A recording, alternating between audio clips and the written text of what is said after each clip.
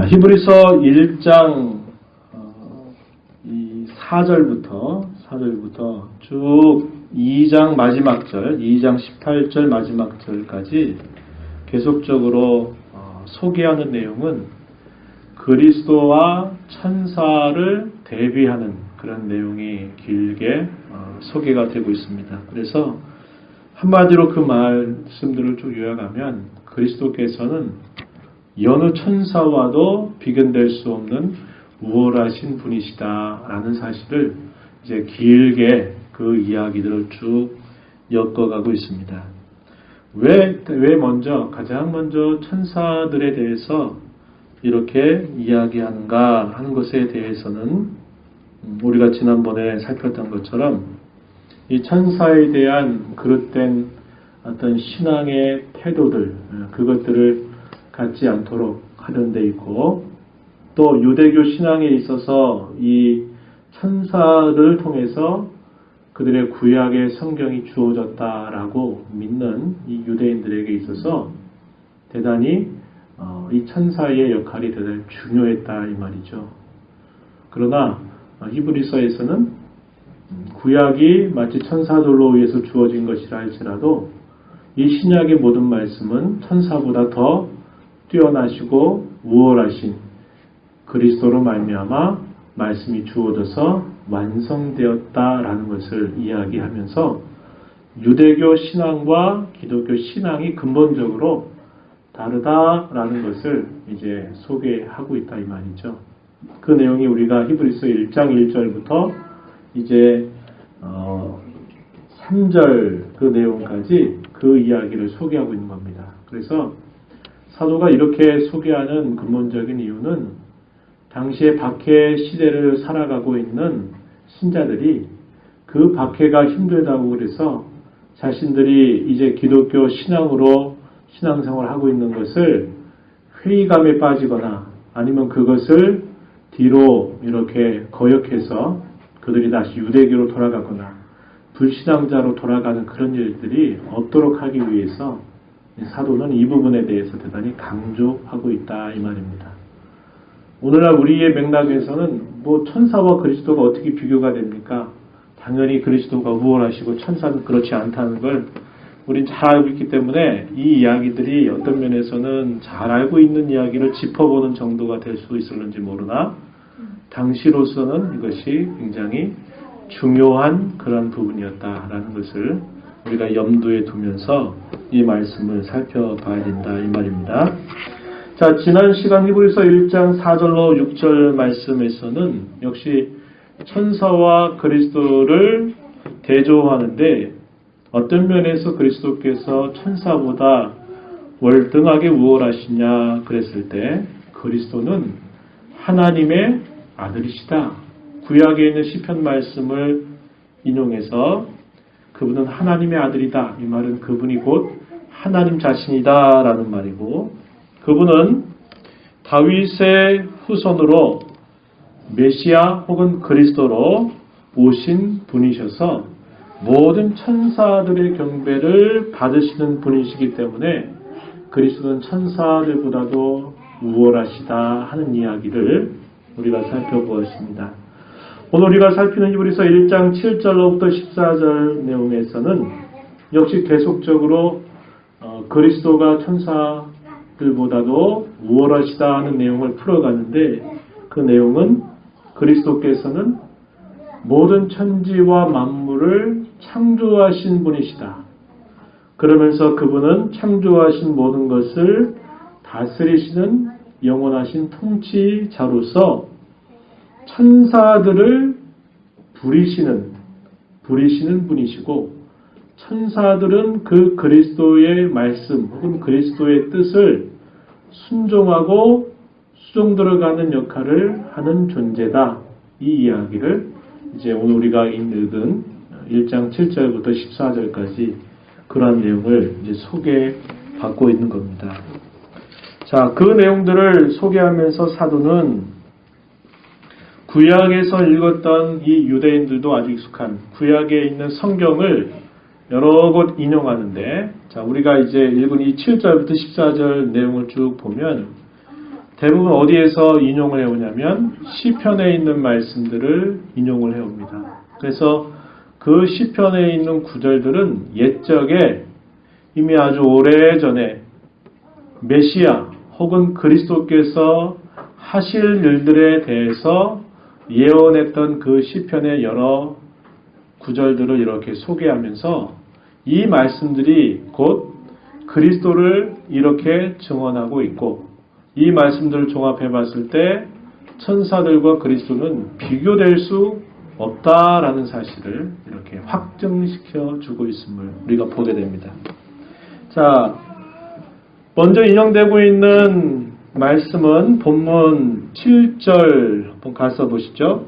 자, 7절에 천사들에 관하여는 이렇게 말씀이 있다 소개했고, 8절 가면 아들에 관하여는 이러이러한 말씀들이 있다. 그래서 여러 구절들을 소개하는데 다 시편 말씀이에요. 자, 먼저 7절에 천사들에 관해서 소개하고 있는 시편 말씀을 인용하는데, 자, 그 말씀은 시편 104편 4절에 있는 구절을 인용한 말씀입니다. 이 7절, 그는 그의 천사들을 바람으로 그의 사역자들을 불꽃으로 삼으신다. 이렇게 기록되어 있다 소개합니다.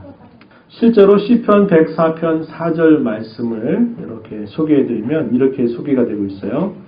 바람을 자기 심부름꾼입니다. 사신으로 삼으시고 불꽃으로 자기 사역자를 삼으신다. 이렇게 표현되어 있는 말씀이에요. 자, 히브리인들이 지은 이 시를 쓰는 표현법이 있었어요. 표현법. 그 대표적인 표현법이 뭐냐면 소위 평행법이라는 겁니다. 평행법. 혹은 병행법 이렇게도 말하는데, 이런 평행법을 쓰는데 어떻게 하냐면 앞에 있는 그 말을 또 뒤에 있는 다른 말로 약간 표현만 바꾸어서 이것을 강조할 때 쓰는 그런 평행법이 있어요. 이걸 동의적 평행법이다 그래요.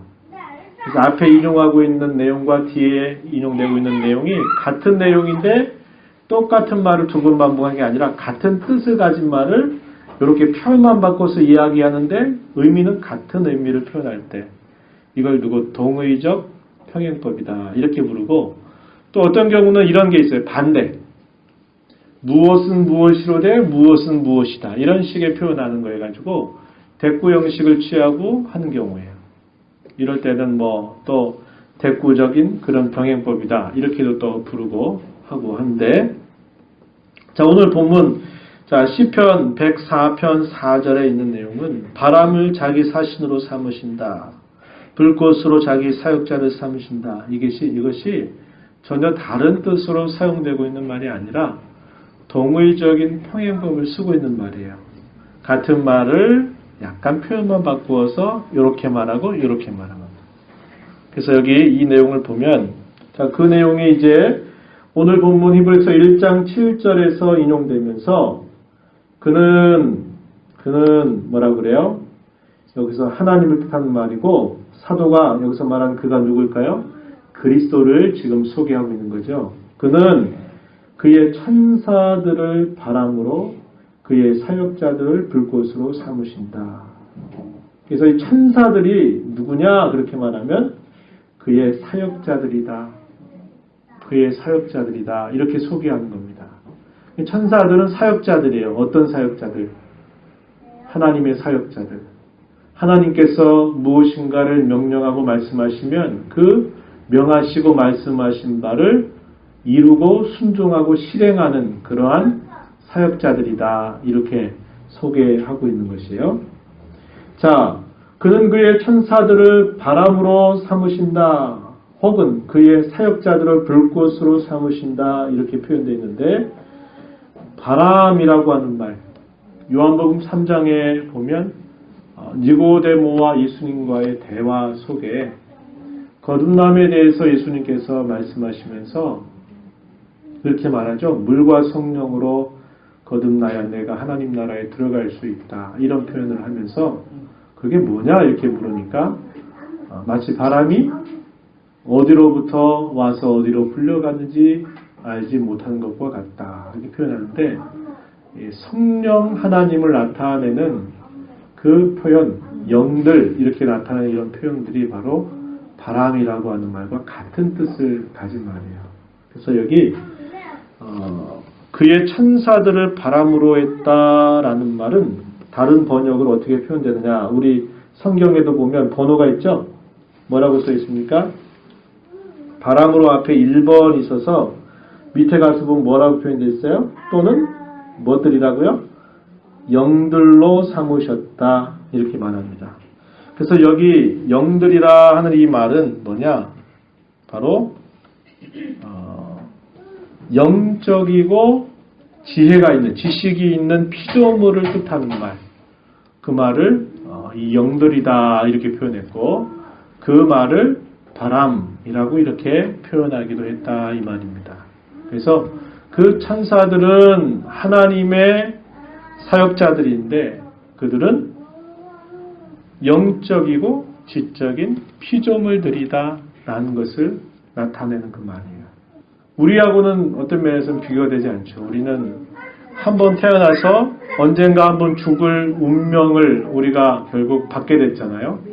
그러나 천사의 경우는 영원히 사는 거죠. 그럼에도 불구하고 그는 피조물이라는 겁니다. 하나님께로부터 지음받은 피조물이다 하는 사실을 우리가 확인할 수 있는 거예요. 자, 시편 103편 20절, 21절 말씀에 보면은 이런 말씀을 우리가 확인하는데, 자, 제가 읽어드릴게요. 능력이 있어 여호와의 말씀을 행하며 그의 말씀의 소리를 듣는 여호와의 천사들이여 여호와를 송축하라. 그에게 수종들며 그의 뜻을 행하는 모든 천군이여 여호와를 송축하라. 이렇게 소개합니다. 여기 천사들이여 천군들이여 이렇게 부르는데 그들이 하는 일이 뭐라 그랬어요? 여호와의 말씀을 행하며 그의 말씀의 소리를 듣는다 이렇게 표현했고, 또 뭐라고 표현했어요? 그에게 수종들며 그의 뜻을 행하는 자들이다 이렇게 표현되어 있습니다. 그래서 그리스도는 한마디로 말하면 그들을 부리시는 분이요, 천사들은 그리스도의 말씀에 따라서만, 그 말씀에 따라서 심부름꾼도 하고 그분의 뜻을 행하는 그런 존재다. 이 사실을 이걸 통해서 분명하게 소개해주고 있는 거예요. 자, 그러면서 그 8절 가서 보면 아들에 관하여는 그리스도를 이렇게 표현하고 있는 거죠. 아들에 관하여는 이러이러한 구약의 말씀들이 있다. 그러면서 가장 먼저 소개하고 있는 구절은 시편 45편 6절과 7절 말씀을 소개해주고 있어요. 자, 그 내용을 오늘 우리가 읽은 히브리서 본문에서는 8절과 9절에서 소개해주고 있다 이 말입니다. 자, 제가 먼저 시편 45편 6절 7절 말씀을 한번 읽어드릴게요. 이렇게 표현됩니다. 하나님이여 주의 보좌는 영원하며 주의 나라의 규는 공평한 규이니이다. 왕은 정의를 사랑하고 악을 미워하시니 그러므로 하나님 곧 왕의 하나님이 즐거움의 기름을 왕에게 부어 왕의 동료보다 뛰어나게 하셨나이다. 이렇게 표현되어 있는 말씀입니다. 이것은 메시아에 대한 아주 대표적인 예언이 기록되고 있는 시편의 내용이에요. 자, 그 본문이 오늘 8절과 9절에서 어떻게 표현되어 있습니까? 자, 우리 다시 한번 읽어보죠. 8절 아들에 관하인 다음부터 하셨도다까지 한번 읽어봅니다. 8절 9절 본문 시작. 하나님이여 주의 보좌는 영영하며 주의 나라의 규는 공평한 규이니이다. 주께서 의를 사랑하시고 불법을 미워하셨으니 그러므로 하나님 곧 주의 하나님이 즐거움의 기름을 주께 부어 주를 동류들보다 뛰어나게 하셨도다. 아멘. 이렇게 그 인용한 말씀을 표현하고 있어요. 자, 우리가 인용한 구절은 히브리 말로 되어 있는 본문이고 우리가 인용하고 있는 이 구절들은 되게 이제 지난번 소개했던 70인령, 구약에 있는 이 히브리어로 기록되어 있는 구약의 성경을 헬라말을 쓰는, 헬라말에 익숙한 그런 학자들을 70명이 모여서 이 구약의 히브리어로 기록된 성경을 헬라어 혹은 그리스어로 번역한 성경을 두고 70인이 엮었다 그래서 그걸 두고 70인역 이렇게 우리가 부릅니다.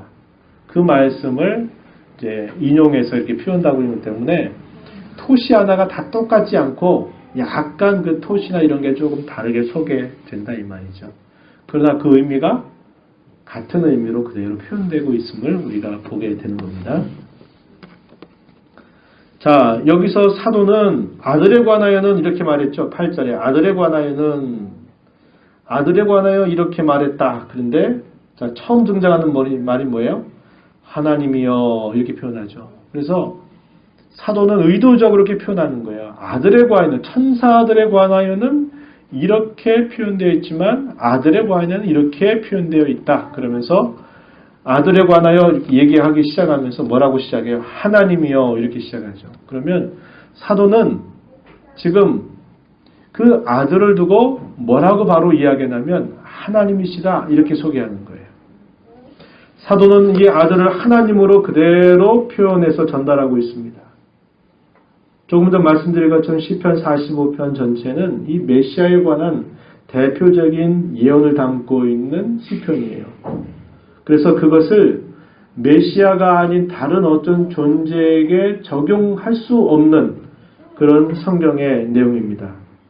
그래서 이 천사들은 피조된 창조함을 받은 영들이지만은 그리스도는 바로 이렇게 창조되신 분이 아니라 바로 하나님 자신이시다라고 사도는 소개해주고 있는 겁니다. 여기 인용된 구절의 내용을 보면 하나님이여 주의 보좌가 영영하다. 이 보좌가 뭘 뜻하는 말일까요? 보좌는 왕의 어떤 권위, 왕의 어떤 통치, 또 왕의 어떤 권세, 이것을 표현하는 상징적인 표현이 보좌라고 하는 표현입니다. 규라고 하는 말, 이것도 역시 그러한 통치를 행하고 하는 그러한 상징으로서 이 규를 표현하고 있는 거죠. 규. 옛날에는 홀로 이렇게 표현했다는 그 표현인데 이제 세번역 성경에서는 규라고 표현했어요. 왕이 다스릴 때 이렇게 쓰는 막대기 같은 거죠, 그렇죠? 그걸 규라고 이렇게 하는 겁니다. 그래서 여기서 말하는 이 규가 내용적으로 뭘 뜻하느냐 했을 때 그 규는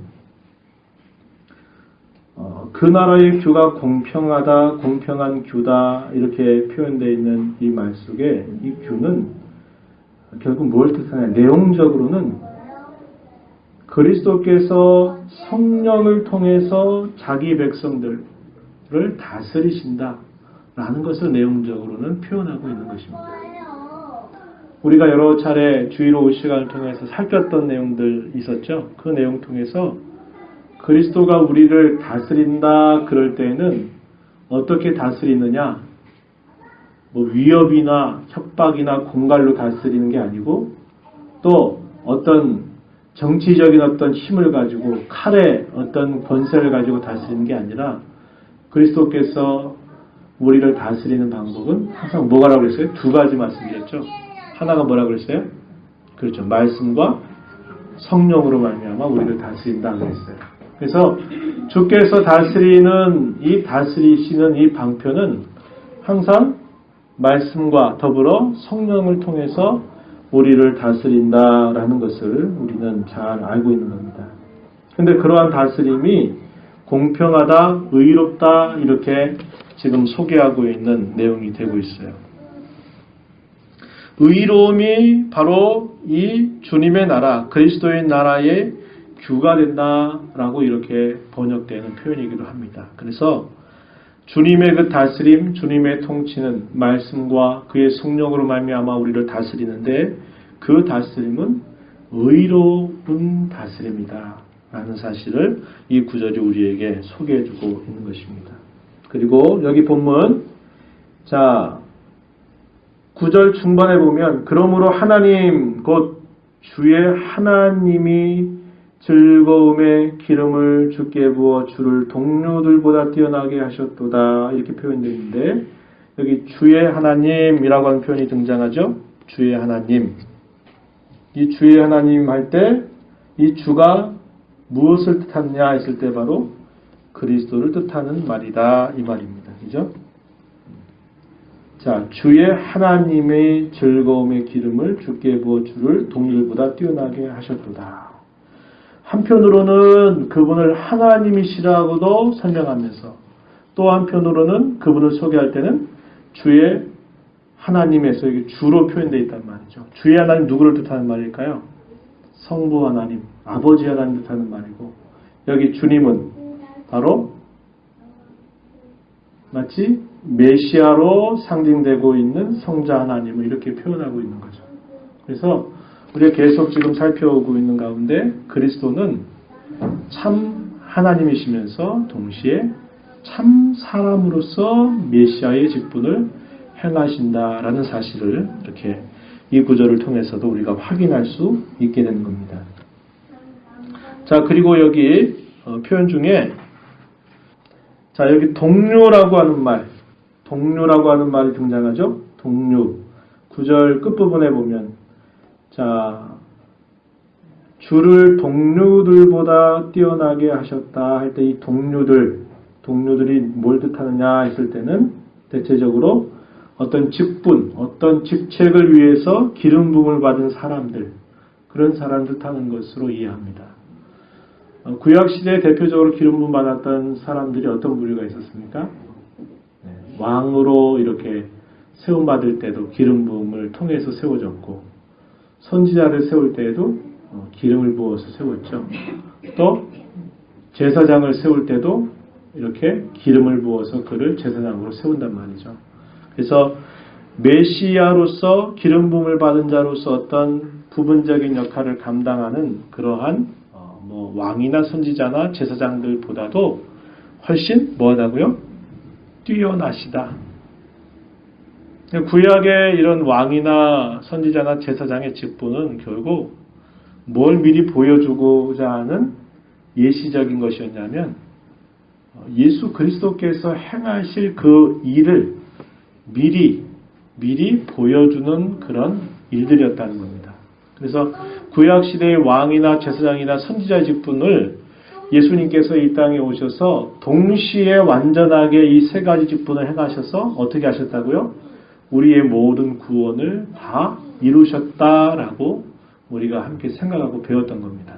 그래서 여기 동료들이라고 할 때는 바로 그러한 직책을 맡았던 여러 부류들을 뜻하는 말로 이해할 수 있는 그런 표현이 된다는 거예요. 자, 10절 이하에 또 가서 보면 또 구절을 또 인용했어요. 자, 여기서 인용되고 있는 구절은 시편 102편 25절부터 7절에 등장하고 있는 그 시편의 구절을 또 인용해서 사도가 소개해 줍니다. 자, 그 내용들은 참고하시면 되겠어요. 그리고 자, 본문으로 돌아오셔서 10절에 어떤 내용입니까? 자, 주여 태초에 주께서 땅에 기초를 두셨으며 하늘도 주의 손으로 지으신 바라. 태초, 모든 것의 시작을 뜻하는 말이죠. 주여 태초에 주께서 지금 누구를 계속 지칭하는 말일까요? 아들 혹은 그리스도를 지칭하는 말입니다. 주여 태초에 주께서 땅에 기초를 두셨다. 그리고 하늘도 주의 손으로 지으신 바다. 이게 무슨 말입니까? 바로 그리스도께서 그 아들께서 뭐 하셨다는 겁니까? 모든 천지와 만물을 창조하신 분이시다라고 이렇게 소개하고 있는 거죠. 자, 11절 가서 보세요. 자, 그것들은 멸망할 것이나 할 때 그것들이 뭘 말할까요? 10절에 보면 하늘도 표현하고 있는 이 말입니다. 하늘들, 원래 그렇게 표현되어야 되는데 하늘도 이렇게 된 말이죠. 그것들은 멸망할 것이다. 이 말은 하늘들은 언젠가 멸망할 것이나 오직 주는 영존할 것이다. 이렇게 표현되어 있어요. 주는 영원히 존재하신다. 이게 영존할 것이요 이렇게 되어 있지만 실제로 그 시제는 현재로 되어 있어요. 현재. 자, 현재형으로 쓴다라는 말은 항상 그렇다는 거예요. 언제나 변함이 없다라는 걸 뜻할 때 시제적으로는 현재를 사용해요. 현재.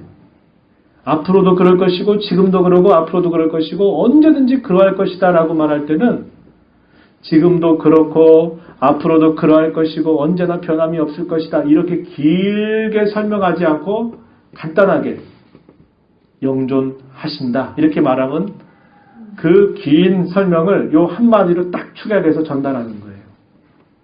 그러니까 지금도 그러하시고 앞으로도 그러하시고 지금도 변함이 없고 앞으로도 변함이 없다라고 말할 때 이 긴 말을 한마디로 그분은 영원히 존재하신다. 이렇게 말하면 된다 이 말이에요.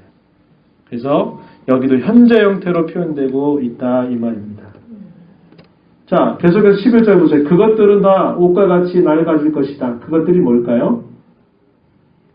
예, 뭐 그렇죠. 하늘이죠. 하늘들. 같은 말이죠. 하늘도 주의 손으로 지으신 바다 그랬으니까 하늘들은 멸망할 것이고 또 보니까 하늘들은 다 옷과 같이 낡아질 것이다. 또 12절 의복처럼 갈아입을 것이래요. 또 그것들은 옷과 같이 변할 것이라고 이야기합니다. 그러나 반면 그 모든 것을 지으신 창조주이신 예수 그리스도 그분은 여전하여 연대가 다함이 없으리라 하였다. 이렇게 소개하고 있어요. 지으신 창조주이신 그분은 언제나 변함이 없어요. 한자말로 여상하시다 이렇게 말하죠. 항상 그러하시다.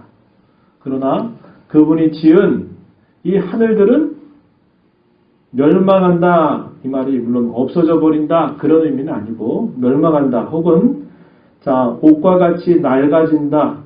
의복처럼 갈아입을 것이다. 옷과 같이 변할 것이다. 이 말은 그것은 시간이 흐름에 따라서 그것은 계속 변화된다라는 것을 이야기하고 있는 그런 표현이죠. 자, 여기 그 표현들을 좀 보도록 하시죠. 자, 그 표현들을 좀 더 살펴보면, 자, 고린도서 8장 6절 말씀해 보면 이런 말씀이 주어집니다. 그러나 우리에겐 한 하나님 곧 아버지가 계시니 만물이 그에게서 났고 우리도 그를 위하여 있고 또한 한 주 예수 그리스도께서 계시니 만물이 그로 말미암고 우리도 그로 말미암아 있는다, 존재한다 이렇게 소개합니다.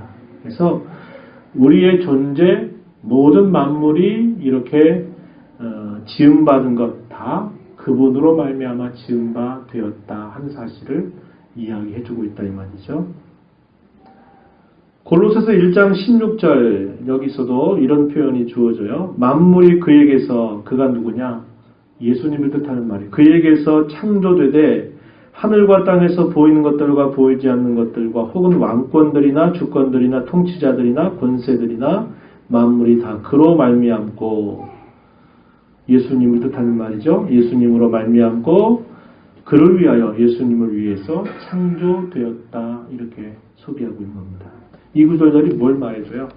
예수님은 창조주이시다, 창조자이시다 라는 사실을 확증시켜주고 있는 표현이죠.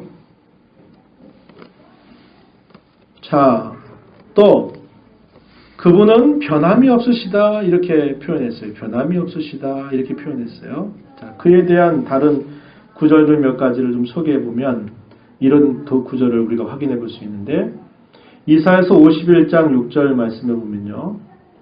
너희는 하늘로 눈을 들며 그 아래의 땅을 살피라.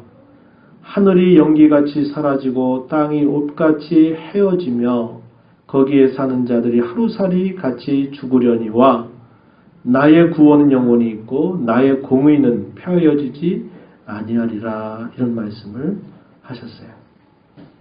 그러니까 주님은 언제나 변함이 없고 그분의 하신 일들은 여전할 것이지만은 그러나 그 모든 지음받은 그런 창조물들은 이렇게 변화한다는 거죠. 그러나 그 주님은 변함이 없으시다. 이런 것에 대해서 설명해 주는 구절들입니다.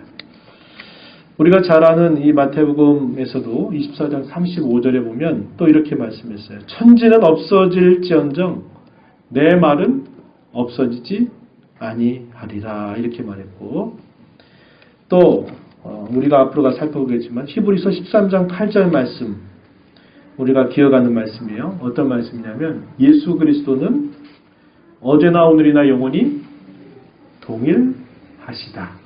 이 굉장히 놀라운 말씀입니다. 그분의 하신 일이 언제나 변함이 없다는 거예요. 그분이 한번 구원하시면 그 구원의 사실이 결코 흔들리거나 바뀌지 않는다.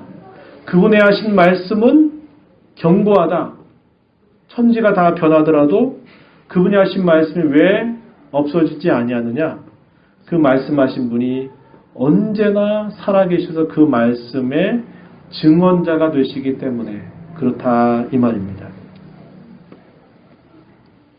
반면에 하나님이 창조하신 이 하늘의 경우는 변화가 있게 될 것에 대해서 이야기하고 있는데, 그에 대한 구절들을 우리가 또 살펴볼 수 있는 게 또 있어요. 예를 들면 이사야서 34장 4절에 하늘의 만상이 사라지고 하늘들이 두루마리같이 말리되 그 만상의 쇠잔함이 포도나무 잎이 마름같이 무화과 나무 잎이 마름 같으리라. 이렇게 소개하는 말씀이 있고, 또 우리가 기억하는 말씀 중에 이사야서 65장 17절에는 이런 말씀이에요. 보라, 내가 새 하늘과 새 땅을 창조하나니 이전 것은 기억되거나 마음에 생각하지 아니할 것이다. 이런 말씀을 또 하고 있습니다. 여러분 성경 한번 찾아볼까요? 베드로후서 3장 한번 10절로 한번 가보시겠습니다. 신약 성경 베드로후서 조금 더 뒤로 가시면 되겠죠? 베드로후서 3장 10절. 네, 10절. 예, 그렇죠. 잘 찾으면 한번 읽어보겠습니다. 네, 함께 읽겠습니다. 10절부터 13절까지 시작. 그러나 주의 날이 도둑같이 오리니 그 날에는 하늘이 큰 소리로 떠나가고 물질이 뜨거운 불에 풀어지고 땅과 그 중에 있는 모든 일이 드러나리로다. 이 모든 것이 이렇게 풀어지리니 너희가 어떠한 사람이 되어야 마땅하냐? 거룩한 행실과 경건함으로 하나님의 날이 임하기를 바라보고 간절히 사모하라. 그날의 하늘이 불에 타서 풀어지고 물질이 뜨거운 물에 녹아지려니와 우리는 그의 약속대로 의가 있는 곳인 새 하늘과 새 땅을 바라보도다. 아멘. 베드로 사도가 장차 종말에 있게 될 일에 대한 그런 예언의 말씀을 주고 있는 부분이죠. 어떻게 된다고 이야기했어요? 주께서 오시는 그날에 하늘이 큰 소리로 떠나가고 물질이 뜨거운 불에 풀어지고 땅과 그 중에 있는 모든 일들이 다 드러나게 될 것이다. 그러면서 뭐라고 말해요? 역시 그날에 12절 보니까 하늘이 불에 타서 풀어지고 물질이 뜨거운 불에 녹아지게 될 것이다. 그 다음에 보는 광경이 뭐예요? 새하늘과 새 땅을 바라보도다. 이렇게 13절에서 베드로 사도가 이야기하고 있다 이 말입니다. 이게 무슨 말이에요? 큰 변화가 있게 될 거다 이 말이에요. 큰 변화가 있게 된다는 거예요. 처음 창조하신 그때와 다른 그야말로 대격변과 같은 큰 변혁이 일어날 때가 있다는 거예요. 언제? 그분이 다시 오실 그때. 하늘이 이렇게 마치 아까 이야기했죠. 두루마리같이 말리게 될 때가 있고 그럴 때가 있다 그랬죠. 비유적으로.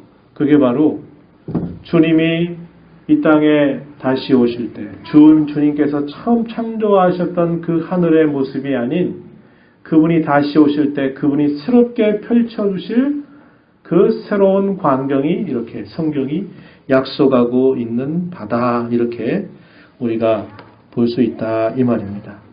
이것이 바로 이렇게 오늘 이 말씀을 통해서 우리가 확인해 볼 수 있는 좀 더 구체적인 그런 내용들이 된다 이 말이죠. 창조하셨던 처음의 세상을 주님은 또다시 새롭게 완전히 변화시켜 주실 것을 그분이 약속하셨고 그분은 언제나 변함이 없는 분으로 영원히 다스리시는 분이시다라는 사실을 우리가 좀 더 다른 성경의 구절을 통해서 이렇게 보충해 볼 수 있다 이 말입니다. 자, 그리고 저기 13절 가서 보면요. 자, 이제 천사를 다시 한번 이야기하는데, 자, 어느 때 천사 중 누구에게 이러이러한 말을 한 적이 있었느냐? 이렇게 묻습니다. 있단 말일까요? 없단 말일까요? 이런 말 한 적이 없다 이 말이에요. 그럼 이 말을 누구에게 했느냐? 그리스도 아들에게 하셨다 이 말입니다. 그 유명한 이 인용구가 어디냐면 시편 110편 3절에 있는 말씀 110편 1절입니다. 1절 다윗이 노래한 시인데 아주 유명한 이 메시아에 대한 예언 구절이라서 복음서에 보게 되면 이 구절들을 이 복음서 기자들이 여러 차례나 이 말씀을 인용하는 겁니다. 자, 여기 한번 보세요. 자, 본문 한번 보세요. 자, 13절입니다. 13절. 내용을 한번 보죠. 내가 내 원수로 내 발등상이 되게 하기까지 너는 내 우편에 앉아 있으라. 이렇게 말씀하셨다. 누구에게? 아들에게. 다윗은 이 시편 110편 1절에서 이렇게 표현했어요. 여호와께서 내 주에게 말씀하시기를 내가 내 원수로 내 발판이 되게 하기까지 넌 내 오른쪽에 앉아있으라 하셨도다. 이렇게 표현했어요. 자, 여기 여호와께서 내 주에게 말씀하셨다. 무엇을? 말씀하신 그 내용이 오늘 본문 13절에서 인용되고 있는데 여호와께서 내 주에게 말씀하셨다 할 때 여호와 하나님 그리고 내 주, 나의 주 할 때 나가 누굴까요? 나의 주에게 말씀하셨다. 나가 누굴까요? 이 시편을 기록하고 있는 누구요? 다윗입니다. 그죠? 여호와께서 나의 주님에게 이렇게 말씀하셨다 할 때 나는 누구냐면 자기 다윗이에요. 이스라엘의 왕이었던 다윗 자신의 주님 누굴 말할까요? 메시아 그리스도 그분을 말하는 거예요. 여호와께서 할 때 여호와는 그럼 뭘 뜻하는 걸까요? 성부 하나님께서 성부께서 나의 주님이신 그리스도 메시아에게 이렇게 말씀하셨다.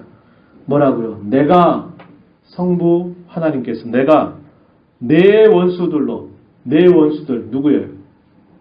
메시아의 원수들, 그리스도의 원수들로 내 발판, 내가 짓밟아 발로 밟아버리는 발판이 될 때까지 너는 내 오른쪽에 앉아있으라. 이게 무슨 말이에요? 원수를 완전히 끝장낼 때까지 너는 뭐하라? 다스리라는 거예요. 다스리라는 거예요. 그래서 철천지 원수가 완전히 끝장나서 완전히 죽을 때까지, 멸망할 때까지 너는 내 오른편에 앉아. 오른편에 앉는다라는 말은 다스린다, 통치한다를 뜻하는 비유적인 표현이라 그랬죠. 그래서 주님께서 다스리신다는 거예요. 언제까지? 원수 마귀가 완전히 괴멸될 때까지, 멸망할 때까지 주님께서 다스리신다. 그 말씀을 말하고 있는 구절이 바로 이 시편 110편 1절 말씀이고 그 말씀을 사도가 지금 마지막으로 인용을 하고 있는 거예요. 13절에서 인용을 하고 있는 겁니다. 이것은 결국 뭘 우리에게 보여주느냐? 모든 만물을 그리스도께서 친히 다스리신다라는 것을 약속해 주는 그 말씀이 바로 이 구절이다 하는 겁니다. 그렇기 때문에 그 만물을 다스리시는 그리스도는 그 만물로부터 경배받으셔야 할 분이다. 예배받으셔야 할 분이다. 그러나 그 만물에 해당되는 그런 피조물인 천사는 경배의 대상이다? 예배의 대상이다? 아니다 이 말이죠. 예배의 대상일 수 없다 이렇게 말해주는 겁니다. 요한계시록에 가면 이런 표현들이 있어요. 요한계시록 19장 20절에 자 이런 표현들이 등장하는데 읽어드리면 내가 그 발 앞에 엎드려 경배하려 했다 할 말은 예배하려 했다 이 말입니다. 내가 누굴까요? 요한계시록을 기록하고 있는 사도 요한입니다. 사도 요한. 그 발 앞에는 천사를 뜻하는 말이에요. 내가 천사의 발 앞에 엎드려 경배하려 하니 천사가 그가 나에게 말하기를 천사가 사도 요한에게 말하기를 뭐라고 말하냐면 나는 너와 및 예수의 증언을 받은 내 형제들과 같이 된 종이니 삼가 그리하지 말고 오직 하나님께 경배해라. 예수의 증언은 예언의 영이라 하더라. 그래서 천사는 그가 하는 그 훌륭하고 위대한 그런 일들이 있을지라도 천사는 우리의 경배의 대상이나 예배의 대상이 아니라는 거예요. 천사가 만류하는 거예요. 나는 내게 경배하고 내게 예배하지 마라. 나도 너와 함께 종된 자다. 오직 하나님께 예배해라. 하나님을 예배해라. 하나님께 경배해라. 이렇게 소개하고 있다 이 말이죠. 역시 그와 동일한 말씀이 요한계시록 마지막 장 22장 9절에서도 보면 자신에게 경배하지 말고 오직 경배는 하나님만 그 경배를 받으셔야 된다라고 말해주고 있는 내용입니다. 마지막 14절에서 뭐라고 말해요? 모든 천사들은 섬기는 영으로서 구원받을 상속자들을 위하여 섬기라고 보내심이 아니냐? 이 말은 무슨 말이에요? 그렇다 이 말입니다. 그렇다 말이죠. 모든 천사들은 섬기는 영으로서 구원받을 상속자들 누구예요? 저와 여러분들을 위해서 섬기라고 보내심 받은 자다 이렇게 말해요. 그래서 우리가 지금은 사실상 천사들에 비해서 우리는 짧은 시간을 살다가 결국 죽어야 되고 또 우리의 어떤 힘이나 우리의 어떤 지능이라든지 우리의 어떤 육체적인 건강함 이런 것들은 시간이 지남에 따라서 우리는 굉장히 쇠약해지고 있지만 사실상 그런 면에서 봤을 때 천사는 그렇지 않잖아요. 월등해요.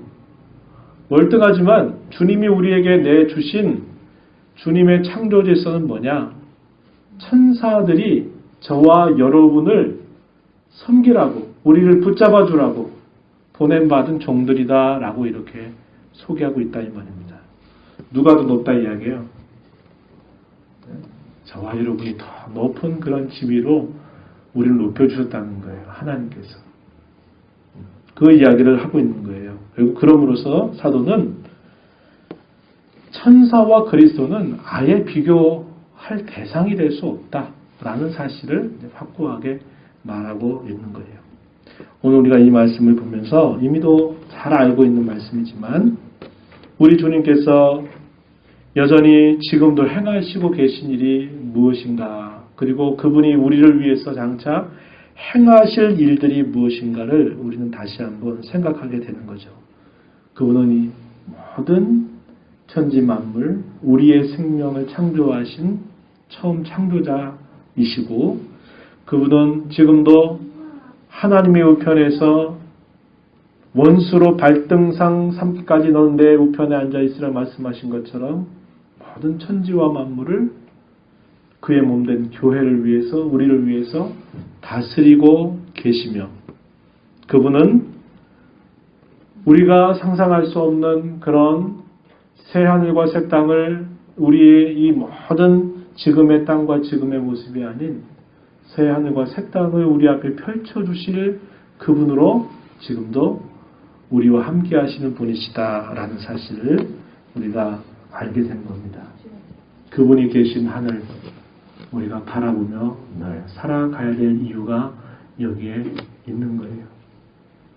우리가 이 땅에 많은 미련과 많은 관심을 갖다 보면 그리스도께서 계신 그 하늘을 우리가 사모하지 못하게 돼요. 그러니까 우리의 모든 것이 그분께 달려있음을 우리가 기억하고 그분이 계신 하늘을 언제나 바라보고 이 땅 중심으로 살아가는 삶 아니라 하늘을 바라보며 하늘에 속한 자로 살아가는 저와 여러분이 되어야 할 것입니다. 하나님 아버지 감사합니다. 오늘 이렇게 또 저희들을 불러주셔서 주님의 말씀을 통하여서 그리스도만이 우리의 경배의 대상이 되시고 천사들은 오히려 경배의 대상이 아니라 저희들의 구원을 위해서 하나님께서 부리시는 그런 심부름꾼이요 지켜주는 그런 영적인 존재임을 우리에게 분명하게 알려주셨습니다. 우리의 모든 것을 처음 창조하신 우리 주님께서 장차 우리를 위해서 이 땅에 다시 오실 때 우리가 상상할 수 없는 우리의 눈으로 보지 못하고 마음으로 생각지 못하고 귀로 듣지 못한 그 놀라운 일들을 우리 위에 펼쳐주실 그때를 저희가 날마다 소망하고 바라보고 우리 인생이 비록 잠시 잠깐 사는 삶일지라도 그 영원한 그때를 저희들이 늘 바라보고 소망하며 살아가는 저희의 삶이 되게 하여 주옵소서. 예수님 이름으로 기도하옵나이다. 아멘.